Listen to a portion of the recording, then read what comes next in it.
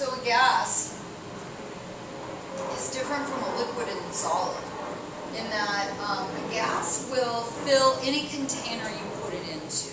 So a gas's volume actually can expand or be compressed depending upon the container that it is in.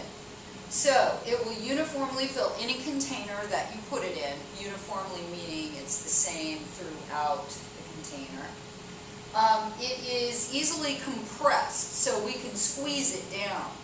And if you remember the animations of the different phases of matter that I showed you, solid versus liquid versus gases, we can visualize in our mind why it is so easily compressed, because there's so much space in between the particles of gas that we can just squeeze them down and squeeze them down to very small volumes, because in general the distance between gas particles is so big.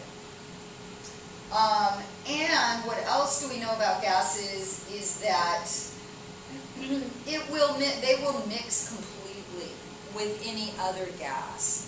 So it isn't like liquids, for instance, oil and water, where one of those liquids, the oil, will float on top of the water.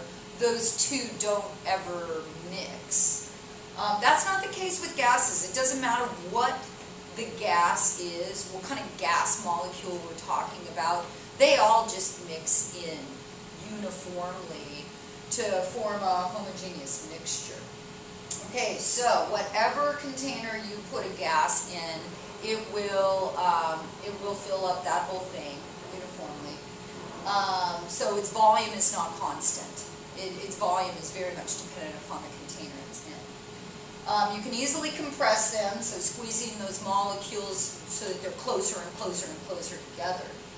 And they will mix completely with any other gas. It doesn't matter about the nature of the molecule, they just mix together. All right.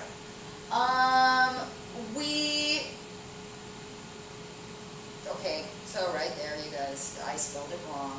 Okay, so take out one of the S's. Gases apply force. And we'll talk in a week about how that happens. How do gases apply force? How do they push or pull on something else?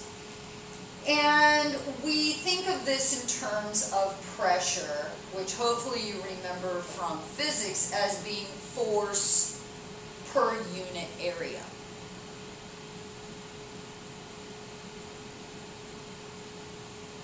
So gases apply pressure.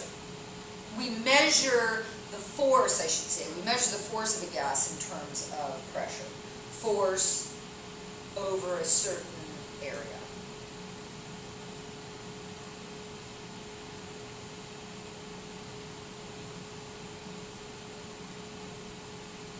Okay, so how do we measure this pressure? What are the units that we use to measure pressure? Now, how do we measure gas pressure? Generally, for instance, the pressure of the air, we use an instrument called a barometer. A barometer measures air pressure.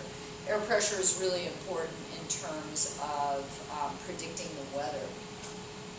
This last hurricane, Hurricane Sandy, had a tremendously low pressure in its eye, and that was one of the things that made it such a treacherous storm, is that the air pressure in the center of that thing was so darn low.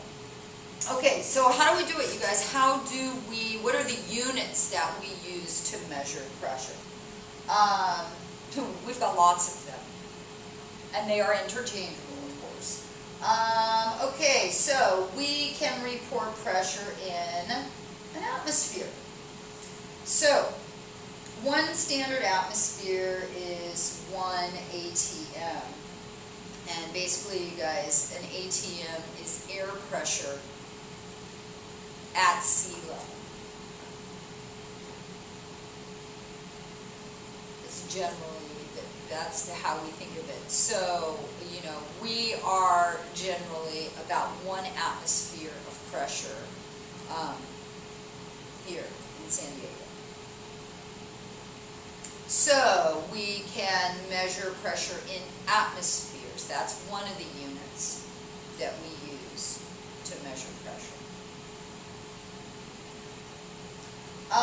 We can measure it in millimeters of mercury, and that refers to a barometer and the height of a column of mercury in a barometer. So Hg is mercury, millimeters. Okay, so that means that if 1 atmosphere of pressure is being applied to an old-fashioned mercury barometer, the height of the mercury column would be 760 millimeters of mercury. Now, we used to have a really cool, huge mercury barometer here at school. Beautiful thing that was on the wall. It was, I don't know, it was about 1 meter tall, and you could see the mercury column very easily. But of course, environmental health came in and took all of our thermometers that had mercury and our display barometer, which is really a bummer because you guys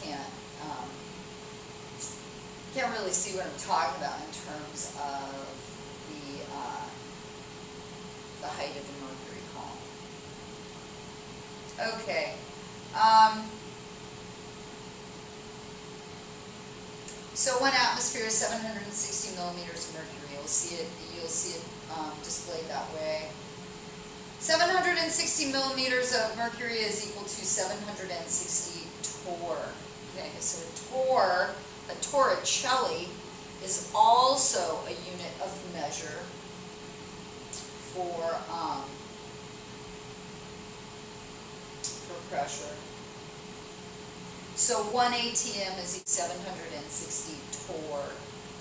And torrs are named after an Italian physicist, Mr. Torricelli, who invented the first barometer that measures air pressure. We can measure it in pascals. An atmosphere is equal to 10 to the 5th. So 1 times 10 to the 5th pascals.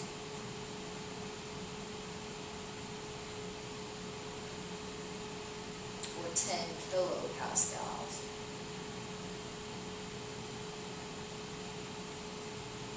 You won't ever see it like this. You'll see torr, you'll see millimeters of mercury. Mostly we use atmospheres. And what the heck is a pascal? It's a Newton per meter squared. Okay, so force divided by area. So a pascal is a Newton, you should remember that from physics, per meter squared.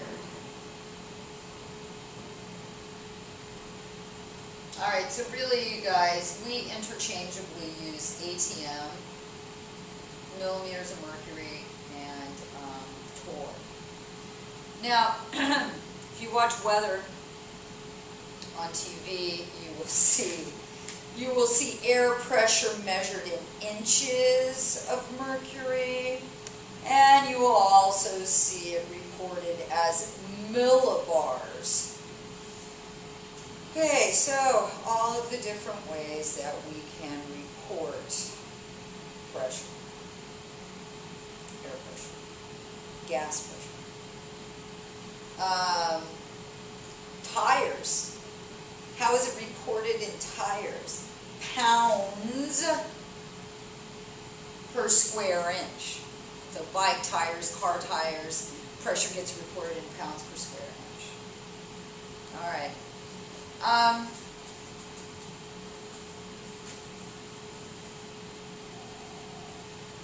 The ideal gas law describes the behavior of gases under ideal conditions. Hi, this is Lisa Graham. Hi. Yeah, just give me about 10 more minutes because I'm doing a video. Okay. All right. Bye.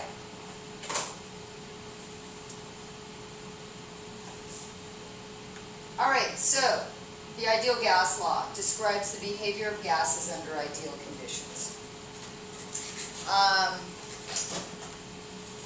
All right, you guys. Using the ideal gas law is very much plug and chug. So, what the ideal gas law does is relate many attributes of a gas to each other. Okay, so PV equals nRT. PV equals nRT. So what do all these variables stand for? Okay, because this equation relates all of these variables together in terms of a gas. All right, so let's start with pressure.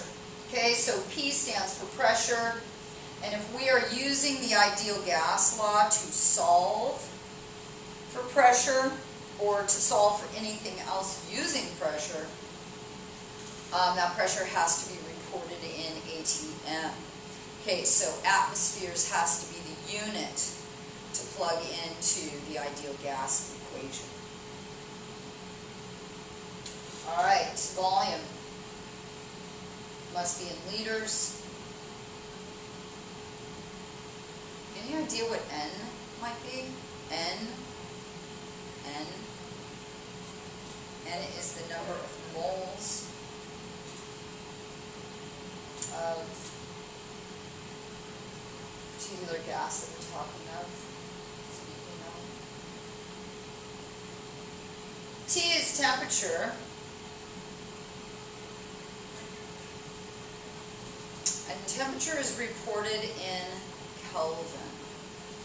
And we will talk more about the Kelvin scale in our next day of notes. So if you are reporting a temperature using and you're using PV equals nRT to solve for an unknown variable, the temperature in this equation has to be reported in Kelvin. And last but not least, we have R. And R is the universal gas constant. Okay, and R is like pi in that it's a constant. So pi, and I'm talking about 3.1 before in math, R is the same kind of thing. So it's the constant that relates these four quantities together. So R is 0.08206 liter atmospheres per Kelvin mole. Okay, liter atmospheres are the units in the numerator, Kelvin mole are the units in the denominator. And you guys, that's the reason why we have to report all these other things in these units so that we can use R to figure out an unknown, because those are units of the gas constant. All right, tomorrow we'll work some problems, converting units of pressure and using PV